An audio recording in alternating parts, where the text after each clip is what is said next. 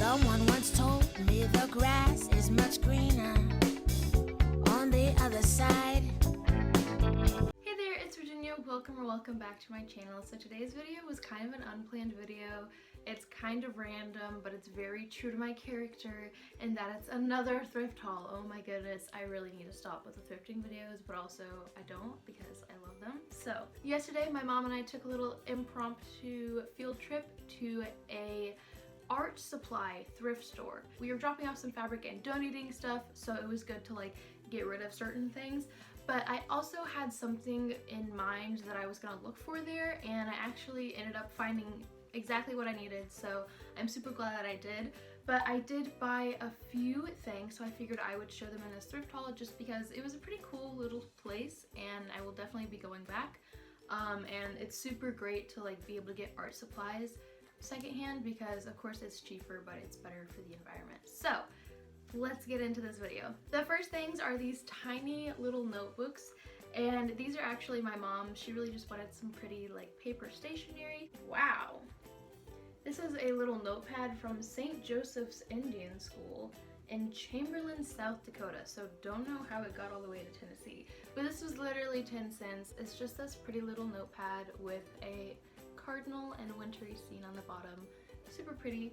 She also got this one for also 10 cents, and it's just this pretty little lined notepad with some flowers on them. And this one was more expensive, 25 cents. And this also has just little butterflies and flowers on them. And I mean, you really cannot beat that for stationery. Like, yeah, it's used, but also there's plenty of it here and no one was using it, so I got these from my mom. The next thing I got was also literally quarters. It was only 50 cents and it's a 3-subject notebook. This is Pen Tab Pro, the student's choice. I have no idea how old this is, but it doesn't really look very modern, but it also is like not really used that much. It's a pretty big notebook.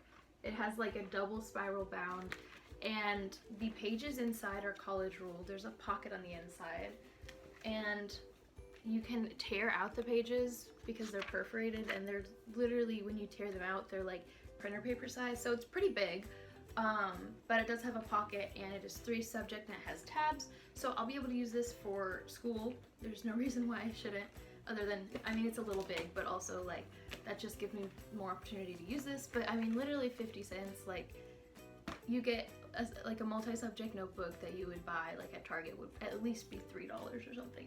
So super glad that I found this because I will totally be able to use this for school. The next little thing that I got is this cute little notebook, and this was $2. I already opened it because I wanted to see what it looked like inside, and it is just this little purple polka dot pattern, and it has like, it looks like grass. I'm not sure that it is actually grass. It's about the size of my hand, and it has this really interesting pattern paper on the inside, and it had a little card with it, and it says, "Your World Paper Journal has been made entirely by hand by Indian and American artisans using cloth recycled from garment manufacture, not trees. Each page is permanently secured by hand sewing. World Paper supports villagers continuing their ancestral crafts through development and trade. Be happy, put nature in your day. World Paper, Hawthorne, New Jersey." So, and this came like in saran wrap, so it hasn't been used, but I just thought it was a really pretty little unique notebook. And I saw like a daily art journaling challenge on Instagram, and I would love to do that in here because the pages aren't too big. It's not too overwhelming. It's also very unique because it's made out of recycled fabric. Like, you hear being made out of recycled paper, not fabric, but I think that's so cool that it's just made out of like textile scraps. And the pages are pretty thick, and they do have all these little like fibers in them. Some of them fall out because they're not as ingrained into the page as others, but it's super unique. That makes every single page different, and I just really like this. I think it's so cool, and I probably got it for much cheaper than the person who bought it in the first place. The next things I got, hopefully I will learn how to use because I would love to be able to print out pictures at home, but I got a couple of photo printer paper hacks. Wow, that alliteration. So this is Hammer Mill Jet Print Photo packs. I got the professional photo paper and the variety pack, which comes with matte everyday soft gloss, professional brilliant gloss, and portrait studio brilliant satin. So really, I just want to see if we could get this to work to print off pictures at home, because I would love to be able to do that. And yeah, these were $1 each. And then the next couple things are what I went into the store for, and I wanted some like paper cutters where you can like slice the whole paper rather than having to cut it with scissors. So I asked the woman like right when I got in if there was one of them, and she said that there was one. So we went and got it, and it is kind of big and heavy and definitely old. My mom was like, wow, those look like what we had when we were kids in school. It is old, but it still does the job. I tested it out in the store. I've tested it since I gotten home. And on the back, the date is 7/14/93. So this is almost 30 years old. Honestly, it's probably older. It kind of looks older, but I wonder if that was just when like it was bought or when it was in a classroom. I don't really know. But this is super nice because now I can cut like paper and cardboard in straight lines and not have to do it with scissors and get it all jagged and not straight. So this was a great find, and it was only $10, which is definitely cheaper than I would have found it at like Michael's or something. So very glad to have this. And then I also found another little paper cutter, and this one is just for fun. This one is $5, and it has squiggly lines.